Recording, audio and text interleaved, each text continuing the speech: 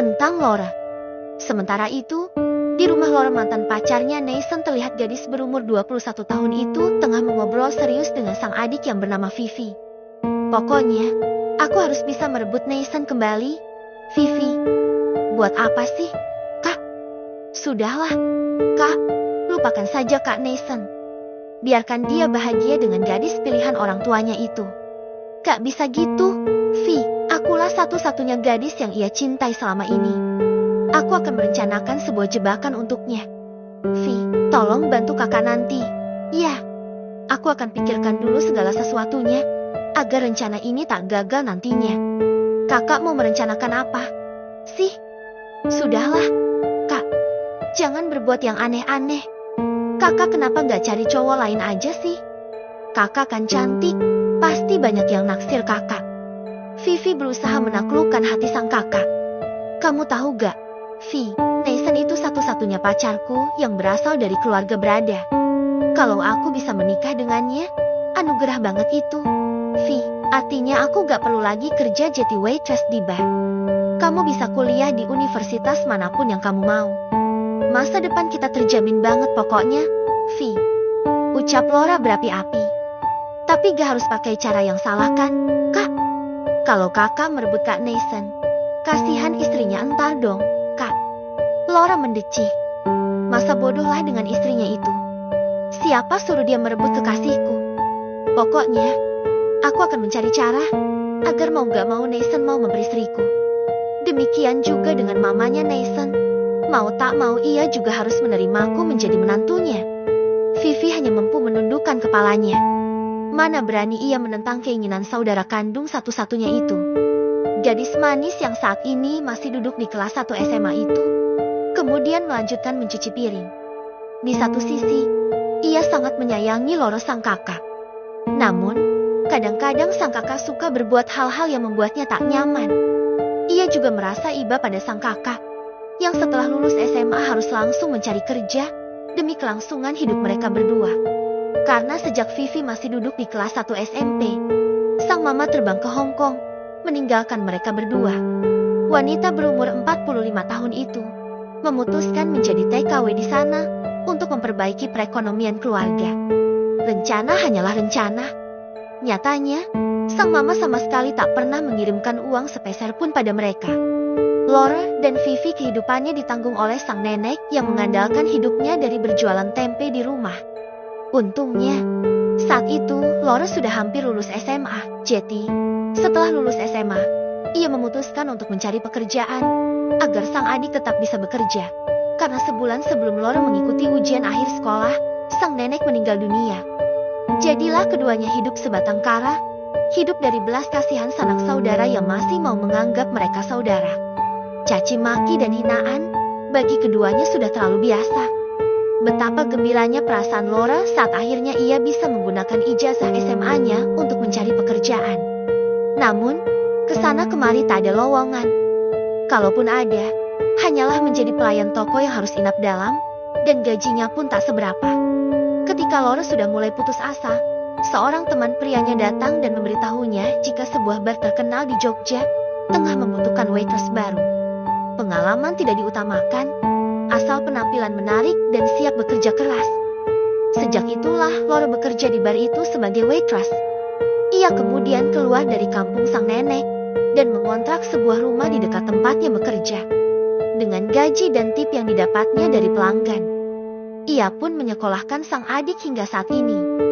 Mulanya ia sangat risih ketika para pelanggan bar yang kebanyakan kaum lelaki itu acap kali menyentuh bagian-bagian tubuhnya, terutama bokong dan dadanya. Bukan hanya menyentuh, bahkan mereka juga meremas dengan gemas. Mulanya ia juga merasa sangat terhina, tapi lama-lama semua menjadi biasa saja. Lagi pula, tip yang diberikan para lelaki ganjen itu cukup lumayan. Laura mengumpulkan uang tipnya dengan baik.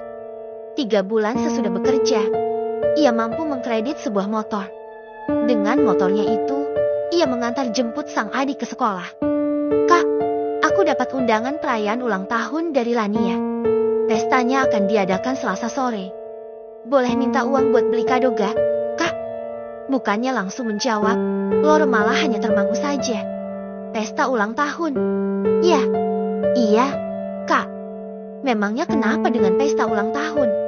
Kak, kamu memberiku ide. Vi, aku tahu sekarang bagaimana cara menjebak Nathan. Tapi aku harus cari waktu yang sangat tepat untuk mengeksekusi rencanaku itu. Hal yang pertama harus kulakukan adalah mendekati Lilo secara instan, sehingga aku bisa mengorek info apapun darinya, tanpa ia merasa curiga sama sekali. Kakak mau mendekati Kak Lilo? Iya, Vi, aku harus menjalin pertemanan dengannya. Aku juga harus pura-pura ikhlas di depan Nathan dan Lilo setelah pernikahan Nathan dengan gadis pilihan mamanya itu. Aku bingung deh, Kak. Sudahlah, kamu gak usah ikut campur. Biar aku yang pikirkan semuanya secara detail. Pokoknya, kalau tiba saatnya nanti untuk eksekusi, kamu harus menolongku. Oke, Vi. Sang adik mengangguk lesu. Vivi itu gadis berhati lembut. Maka, ketika sang kakak mengajaknya untuk melakukan konspirasi menjebak Nathan, tentu saja batinnya memberontak. Namun, ia tak punya keberanian untuk membantah perintah sang kakak. Nih ambil, buat beli kado sama naik ojek online. Laura mengulurkan 2 lembar 100-an ribu pada adiknya. Makasih, Kak. Vi, beli gudeg buat sarapan. Sana. Habis sarapan aku mau tidur. Perintah Laura pada sang adik kemudian. Ya, Kak. Kakakmu lagi tidur ya? Enduk. Sapa Bu Burhan seorang tetangga yang baik hati pada Vivi. Vivi yang saat itu tengah menjemur baju, terlonjak kaget. Iya, Tante. Biasa, Kak Laura kalau udah sarapan atau nganterin aku ke sekolah, abis itu langsung tidur. Maklum, kakak kan pulangnya jam 3 pagi terus tiap hari. Siang nanti gak usah beli lauk ya, Enduk.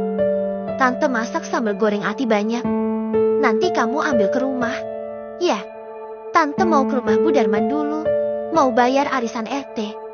Ya, Tante. Makasih banyak atas semua kebaikan Tante selama ini, ucap Vivi dengan mata berkaca-kaca. Ah, kebaikan apa teh? Enduk. Soalnya jarang banget orang yang memperlakukan kami dengan baik. Tante, itu kan karena mereka menyangka kalau kakakmu itu nyambi jadi wanita tunasusila. Enduk. Padahal berapa kali Tante sudah jelaskan pada mereka, jika kakakmu itu hanya berprofesi sebagai waitress saja. Tapi ya sudahlah, tak perlu menjelaskan apapun pada yang membenci kalian. Pembenci tetap akan menjadi pembenci, karena mereka akan tetap melakukan penyangkalan dan akan tetap membenci kalian. Biarkan saja mereka menghakimi kalian seenak hati mereka. Toh mereka tak ngasih kalian makan, gak membayarin tagihan listrik dan air juga. Jadi, tak perlu kamu pikirkan terlalu dalam ya, Enduk. Yang terpenting, kalian tetap menghormati tetangga, juga ramah pada siapa saja. Jangan baperan ya, Enduk. Hidup memang keras, juga kadang tak adil. Selalu berbesar hati ya, Enduk. Nasihat Bu Burhan pada gadis berumur 16 tahun itu. Vivi menubruk tubuh Bu Burhan. Ia memeluk tubuh tetangganya yang baik hati itu dengan hangat. Aku rindu Mama, Tante. Melihat Tante, aku selalu merasa melihat mamaku. Bu Burhan mengusap rambut Vivi yang hitam tergerai itu dengan lembut. Kamu boleh menganggapku sebagai mamamu, Enduk. Terima kasih, Tante. Setelah itu, Bu Burhan pun melanjutkan kembali perjalanannya. Demikian juga dengan Vivi. Ia kembali melanjutkan menjemur baju. Untuk urusan cuci baju, Vivi memang hanya melakukannya di akhir pekan saja. Ia tak berani menjemur baju di hari biasa, karena takut kehujanan. Sang kakak selalu tertidur nyenyak, sehingga hampir tak pernah terbangun, walaupun hujan guntur sekalipun. Akibatnya, beberapa kali jemuran mereka basah kuyup karena kehujanan. Karena tak ada tetangga yang mau mengangkatkan jemuran mereka. Seandainya rumah Bu Burhan dekat, janda baik hati itu pasti akan dengan senang hati mengangkatkan jemuran gadis itu.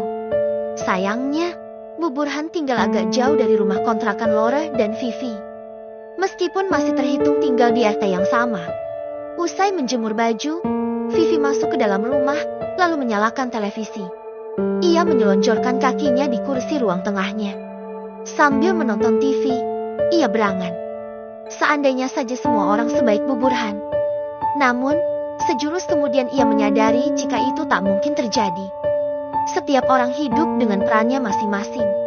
Kita tak bisa mengontrol apa yang orang lakukan atau pikirkan tentang diri kita. Yang bisa kita lakukan hanyalah mengontrol reaksi kita terhadapnya. Acap kali gadis lugu itu bertanya dalam hatinya. Kenapa sih ada manusia yang saling membenci? Kenapa sih ada yang tega berbuat jahat terhadap sesamanya? Bukankah kita tinggal di bawah matahari yang sama?